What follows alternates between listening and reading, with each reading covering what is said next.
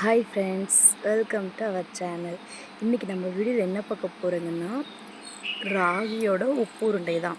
களி செய்கிறதுக்கு தெரியாதவங்க இது மாதிரி செஞ்சு கூட சாப்பிட்டுக்கலாம். களி சாப்பிட பிடிக்காதவங்களுக்கு கூட இது பிடிக்கும். வாங்க எப்படி செய்யுதுன்னு பார்க்கலாம். அதுக்கு நான் ஒரு கொஞ்சம் முருங்கை இலை உடச்சிட்டு வந்துடலாம். இப்போ பார்த்திங்கன்னா டைம் 3 மணி.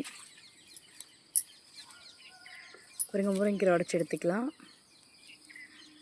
எதுக்குன்னா அப்போ கரெக்டாக ஒரு 5 o'clockலாம் கிளம்பிடுவாங்க. நம்ம சீக்கிரமாக செய்யணும்ல, அதனால் இப்போது எழுந்திரிச்சு செய்ய ஆரம்பிச்சிட்டேன். உடைச்சாச்சு.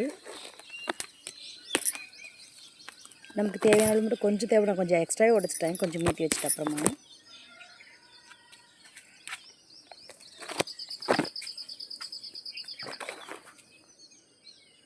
இப்போ நான் 2 மீடியம் சைஸ் வெங்காயம் அந்த முருங்கைக்கீரை உடச்சிருந்தாலும் அதை கீறி வச்சுருக்கேன், உருவி வச்சுருக்கேன். அப்புறம் 4 பச்சை மிளகா, கொஞ்சம் கருவேப்பிலை.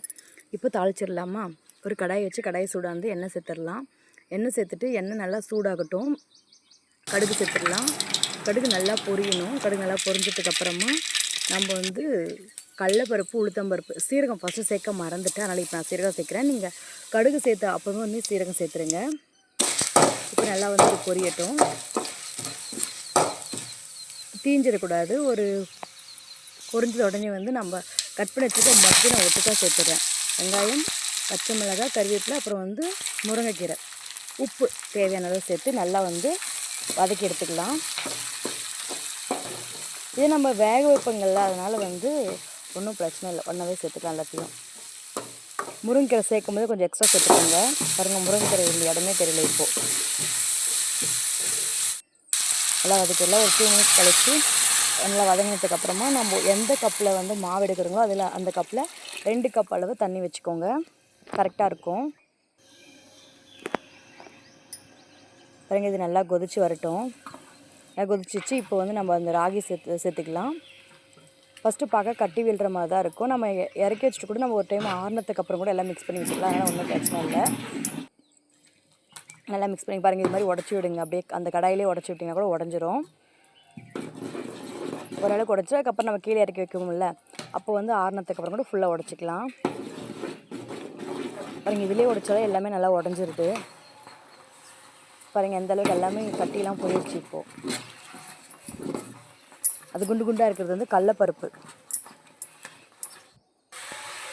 பாருங்கள், இப்போ நல்லா இந்த ஸ்டேஜ் ஆஃப் பண்ணிவிடுங்க. ஆஃப் பண்ணிவிட்டு ஒரு 5 minutes ஆற வச்சுக்கோங்க. ஏன்னா ரொம்ப சூடாக இருக்குல்ல, அதனால் ஆற வச்சுக்கோங்க. இது நல்லா ஆறட்டும்.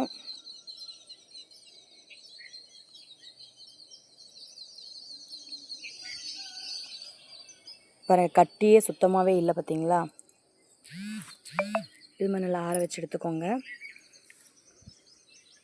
திருப்பி போட்டிங்கன்னா பாருங்கள், அப்படியே எல்லாம் இதாகுது. இப்போ நல்லா ஆறிடுச்சு. இது நம்ம உருண்டை பிடிக்கிற கேப்பில் இது நம்ம இட்லி பாத்திரத்தில் தண்ணி ஊற்றி அடுப்பில் வச்சிடலாம். ஆனால் அதுக்குள்ளே அது கொதிச்சு வரும்ல, அதனால் பாருங்கள், அது கொதிச்சிருச்சு. இப்போ நம்ம ஊட்டி அந்த தட்டில் வச்சுக்கலாம். இட்லி தட்டில் நான் ஒரு துணி போட்டு வச்சுக்கிறேன். பாருங்கள், எல்லாத்தையும் வச்சாச்சு. இப்போ ஒரு மூடி போட்டுடலாம். மூடி போட்டு கரெக்டாக ஒரு 10 minutes போதும், அதிகம் வேணாம். ஏன்னா ஏற்கனவே நம்ம அதை வேக வச்சு எடுத்துருக்கோம், அதனால் 10 minutes. பாருங்கள், இப்போ நல்லா வெந்திருக்கும். 10 minutes ஆயிடுச்சு. ஓப்பன் பண்ணி பார்த்தா சூப்பரான உப்பு உருண்டை ரெடி. ராகி உப்பு உருண்டை ட்ரை பண்ணி பார்த்துட்டு சொல்லுங்கள். அப்புறம் என்னங்க, ஒரு வாழை இலை எடுத்து அதுக்கு நான் என்ன செஞ்சுருக்கேன்னா, சுண்டைக்காய் புளிக்குழம்பு. இதுக்கான வீடியோ நான் கீழே வீடியோ அப்லோட் பண்ணியிருக்க சேனலை செக் பண்ணி பாருங்கள். அப்போ தொட்டு சாப்பிட்டா வேறு லெவல் டேஸ்ட். கண்டிப்பாக ட்ரை